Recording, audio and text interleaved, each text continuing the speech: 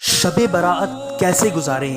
اللہ پاک کے آخری نبی حضرت محمد مصطفیٰ صلی اللہ علیہ وسلم نے شعبان المعظم کو اپنا مہینہ قرار دیا اور خاص طور پر اس کی 15ویں رات یعنی شب برات کی عظمت و فضیلت کو بیان کیا ہے اور اس میں عبادت و دعا وغیرہ کی خوب ترغیب ارشاد فرمائی ہے۔ یہی وجہ ہے کہ ہمارے اسلاف کرام اس رات کو عبادت الہی میں بسر کیا کرتے تھے، جیسا کہ منقول ہے کہ حضرت سیدنا عمر بن عبد العزیز رحمۃ اللہ تعالی علیہ شب برات میں عبادت میں مصروف رہا کرتے تھے۔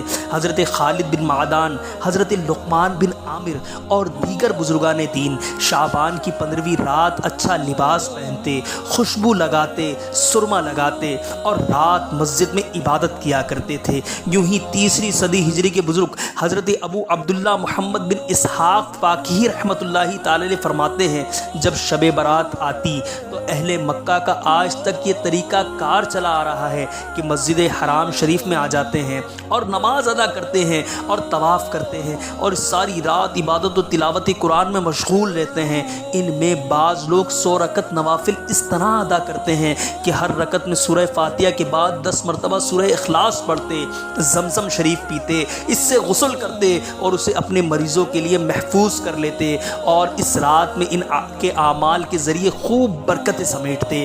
معلوم ہوا کہ شب برات میں اہتمام کے ساتھ مساجد میں جمع ہونا، عبادت کرنا، تلاوت کرنا اور نوافل پڑھنا وغیرہ یہ صدیوں سے بزرگان دین کا طریقہ چلا آ رہا ہے۔ عام مسلمانوں کی طرف سے یہ سوال اکثر ہوتا ہے کہ ہم اس رات کو کیسے گزاریں، کون سے ایسے اعمال بجا لائیں کہ زیادہ سے زیادہ فوائد و برکات حاصل ہو۔ اس ضمن میں چند ایسے اعمال ذکر کیے جا رہے ہیں، خوب غور سے سنیے گا۔ شب برات میں نفل پڑھے جائیں کہ صلاۃ اللیل یعنی رات میں نفل پڑھنے کی ترغیب فضیلت قرآن پاک میں آئی ہے۔ ارشاد باری تعالیٰ ہے، قم اللیل یعنی رات میں قیام فرمائیے، اور اللہ پاک رات میں نفل ادا کرنے والوں کا ذکر یوں فرماتا ہے، ترجمہ قرآن، اور وہ جو رات کاٹتے ہیں اپنے رب کے لیے سجدے اور قیام میں۔ شعبان المعظم کی 15ویں شب کے علاوہ بھی راتوں میں کچھ نہ کچھ نفل پڑھنے چاہیے کہ عبادت کے ساتھ شب بیداری کرنا اللہ پاک کی آخری نبی کی سنت اور صحابہ کرام و بزرگان دین کے معمولات سے ہے۔ نمبر 2، شب برات میں بطور خاص صلاۃ التسبیح ادا کیجیے کہ حدیث پاک میں فرمایا، اگر تو یہ نماز پڑھے گا تو اللہ پاک تیرے اگلے پچھلے نئے پرانے جو بھول کر کیے اور جو جان بوجھ کر کیے، چھوٹے بڑے پوشیدہ اور ظاہر تمام گناہ معاف فرما دے گا۔ حضرت علامہ ملا علی قاری علیہ رحمہ فرماتے ہیں، بہتر یہ ہے کہ شب برات میں صلاۃ التسبیح بھی ادا کر لی جائے کیونکہ یہ کسی شک و شبہ کے بغیر صحیح طور پر ثابت ہے۔ نمبر 3، شب برات میں کلمہ طیبہ کا زیادہ سے زیادہ ورد کیا جائے کہ افضل ترین ذکر ہے۔ رسول اللہ صلی اللہ علیہ وسلم نے ارشاد فرمایا، سب سے افضل ذکر لا الہ الا اللہ ہے اور سب سے افضل دعا الحمدللہ ہے۔ نیز فرمایا، جس بندے نے اخلاص کے ساتھ لا الہ الا اللہ کہا تو آسمان کے دروازے کھول دیے جاتے ہیں، یہاں تک کہ وہ کلمہ عرش تک پہنچ جاتا ہے جبکہ گناہ کبیرہ سے بچتا رہے۔ نمبر 4، اس بابرکت رات کو سبحان اللہ اور الحمدللہ کی کثرت کی جائے کہ اللہ پاک کو بہت پسند ہے۔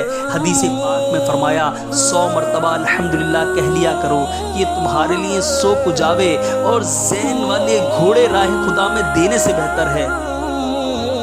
نمبر 4، اس بابرکت رات کو سبحان اللہ اور الحمدللہ کی کثرت کی جائے کہ اللہ پاک کو بہت پسند ہے۔ حدیث پاک میں فرمایا، 100 مرتبہ الحمدللہ کہہ لیا کرو کہ یہ تمہارے لیے 100 کجاوے اور زین والے گھوڑے راہ خدا میں دینے سے بہتر ہے۔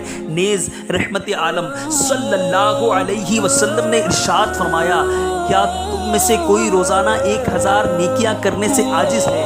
ایک شخص نے عرض کی، کوئی 1000 نیکیاں کیسی کما سکتا ہے؟ فرمایا، اگر وہ 100 مرتبہ سبحان اللہ کہے تو اس کے لیے 1000 نیکیاں لکھی جاتی ہیں یا 1000 گناہ مٹا دیے جاتے ہیں۔ نمبر 5، مبارک رات میں پیارے آقا صلی اللہ علیہ وسلم پر بکثرت درود پاک پڑھا جائے، یعنی آپ صلی اللہ علیہ وسلم کے لیے رحمت کی دعا کی جائے کہ اس کی برکت سے ہمارے گناہ معاف ہوں گے۔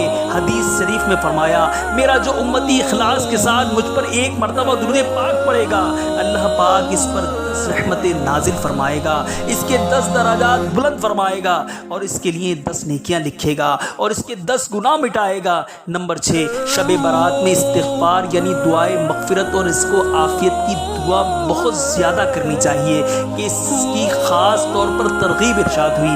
رسول کریم صلی اللہ علیہ وسلم نے ارشاد فرمایا، جب نصف شعبان کی رات شب برات آئے تو اس کی رات میں قیام کیا کرو اور اس کے دن میں روزہ رکھو، کہ اللہ پاک غروب آفتاب سے آسمان دنیا پر خاص تجلی کرتا ہے اور فرماتا ہے کوئی مغفرت چاہنے والا کہ اس کی مغفرت کی جائے، ہے کوئی رزق کا طلبگار کہ اسے رزق عطا فرماؤں، ہے کوئی مصیبت زدہ کہ اسے عافیت دوں، ہے کوئی ایسا، یہاں تک کہ فجر طلوع ہو کر آتی ہے۔ نمبر 7، اس مقدس رات میں قرآن کریم کی تلاوت بھی کی جائے، کہ تلاوت قرآن بے انتہا برکتوں، رحمتوں اور سعادتوں کے حصول کا ذریعہ ہے۔ یہ بڑی عظیم عبادت ہے اور اس پر بہت زیادہ اجر و ثواب ہے۔